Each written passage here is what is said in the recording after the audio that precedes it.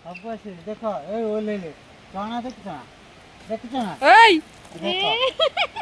रुचि नहीं पळेला खाली जोरे कि नहीं अब देखा सब दौड़ गइले गुरा पड़ी पत्थर थिला देखछ ना बाड़ी से तक गाड़ी आउ पैकेट पके खाई दियो तू एटा दौड़ के आस्तला ना भूकेई चंदी पूरा। तो फ्रेंड्स वर्तमान आसी पहुंच गले गड़चंडी माँ गड़चंडी मंदिर पाखे।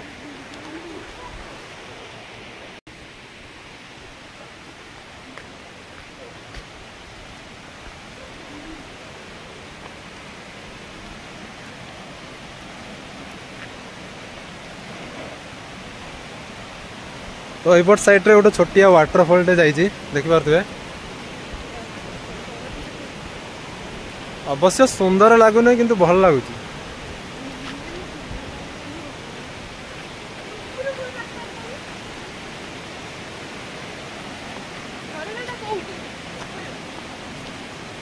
जोताटा रख दीजिए।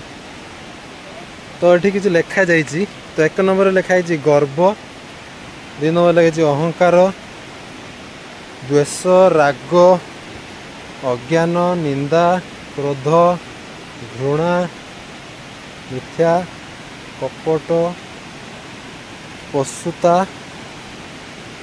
ईर्षा। तो एपट लिखाई अपमान सॉरी अबमा सर एटा देखा जाऊ नहीं। तो ये हिंसा लिखाई, ये लोभ अच्छी। तो एठा भी टिके देखा जाऊ नहीं। तो एपट लिखाई पंजीकरण, तो उत्कंठा, मैथुन, काम, शोक, संभोग। तो फाइनाली आसी पहुँच गलु। तो टोटाली पहाड़ केत नंबर आम रही तो पड़े नहीं। तो 22, 23, 24 पूरा 24टा पहाड़ आस सारा पर तो पहुँच गले माँ को मंदिर पाखे। बहुत सुंदर जगह देखिए।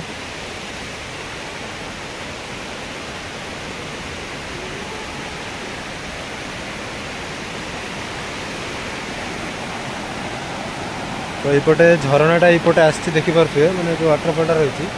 तो ऊपर साइड आसते तो ऊपर साइड पुणी वर्षा होती ऊपर पटक आम जापर नहीं। तो जहाँ हम यूँ आपण देखी दूसरी।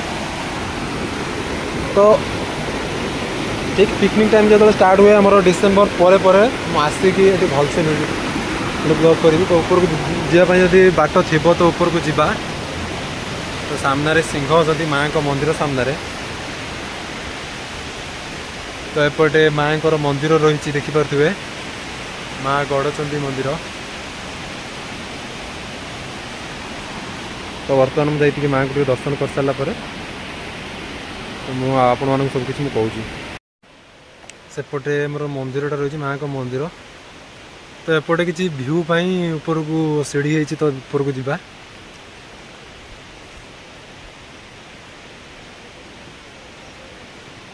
मैंने पिकनिक स्पॉटा पूरा आपण मैंने आसवे। तो सेपट तले बनभोजी सुविधा रही।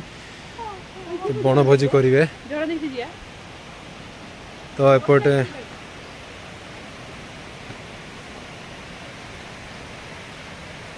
मंदिरटा देखिपे।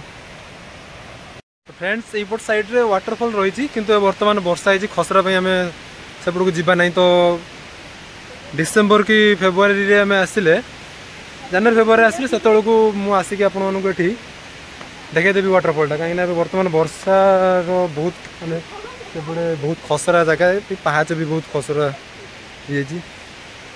तो आपण मैंने ये आसवे तो आपण सांगर किसी नहीं आसवे कहीं किसी माकड़ रही आसुँच जेहेतु ये दर्शन से आम मान निर्भर रही कहीं कि खावा दूना ये। तो आम आपण मैंने आसिले किसी खाया धरिकी आसीए तो से भी किसी खाया मिल जाव। तो माँ को मंदिर केमी लगे कमेंट करेंगे। तो आज ये पुणी देखा गोटे नुआ ब्लॉग रे। Okay bye bye.